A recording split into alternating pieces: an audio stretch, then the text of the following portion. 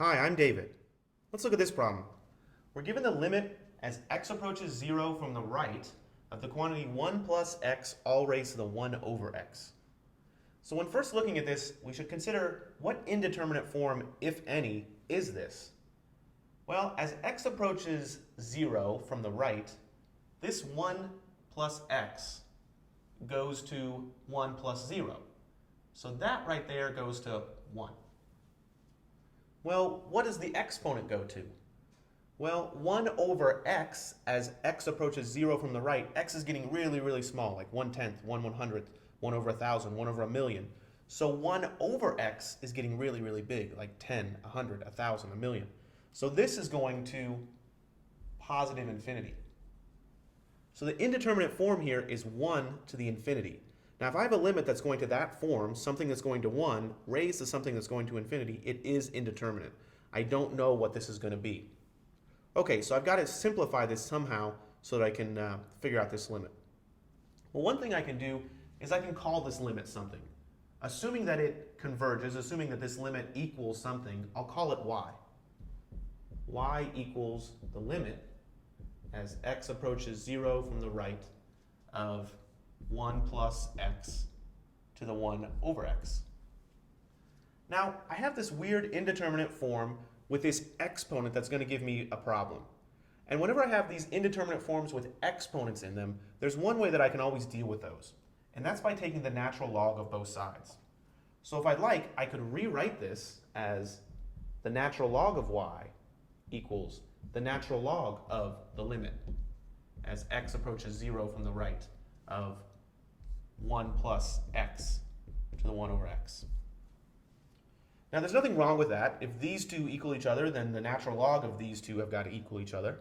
But what this does is it helps me quite a bit. It helps me deal with exponents. So I have the natural log of y equals, well, this is, natural log is a continuous function to the right of 0. So I'm welcome to write this as the limit as x approaches 0 from the right of the natural log of the quantity 1 plus x to the 1 over x. I can always move the limit outside of a continuous function like that. And now I can rewrite this to be the limit as x approaches 0 from the right of 1 over x times the natural log of 1 plus x. That's the benefit of taking the natural log of both sides. It helps me turn challenging exponents into less challenging products. Well, I'm going to want to let x approach 0 from the right and see what this thing is doing. I could just write this as the limit as x approaches 0 from the right of natural log of 1 plus x all over x. And why would I want to do that? Well, as x approaches 0 from the right, this thing is going to natural log of 1. The numerator is going to natural log of 1. Natural log of 1 is 0. The denominator, as x approaches 0 from the right, x is going to 0. So that's an indeterminate form for which I can use L'Hopital's rule. So I can rewrite this and say that this equals, using L'Hopital's rule, the limit as x approaches 0 from the right. Well, the derivative of the numerator is 1 over 1 plus x. And the derivative of the denominator is just 1. Well, as x approaches 0, 1 over 1 plus x is just 1. All over 1 is just 1. So this limit equals 1. Okay, well, let's back up a little bit. We haven't actually solved our problem. I found that natural log of y equals 1. So if I go back to this orange section that I've been working with, I have natural log of y equals 1. But what I'm really interested in is what y is. That's what I was after. I called y the limit as x approaches 0 from the right of this thing. So how do I deal with that? Well, the only way to get rid of this natural log of y is to use the inverse function e to the x. So I'm going to take e to both sides.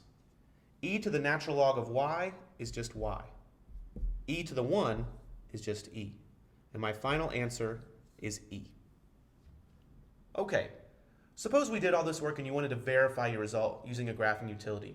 Well, I could plug in e into a graphing utility and get an approximation for it. If you don't have it memorized, you can just plug into a graphing utility and you can round it to, I don't know, 3 decimal places.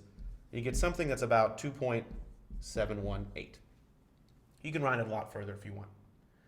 But how do we check this using a graphing utility?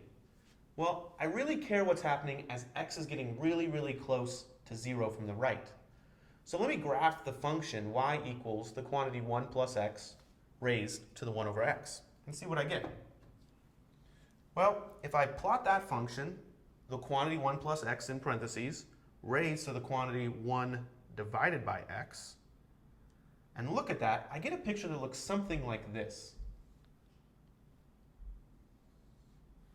And again, the thing I care about is what is this value? What's going on right here as x is getting really, really close to 0? So let me plug in values really, really close to 0, and I'll see what I get. So let me figure out what happens when x equals, oh, I don't know, 1. That's kind of close to 0.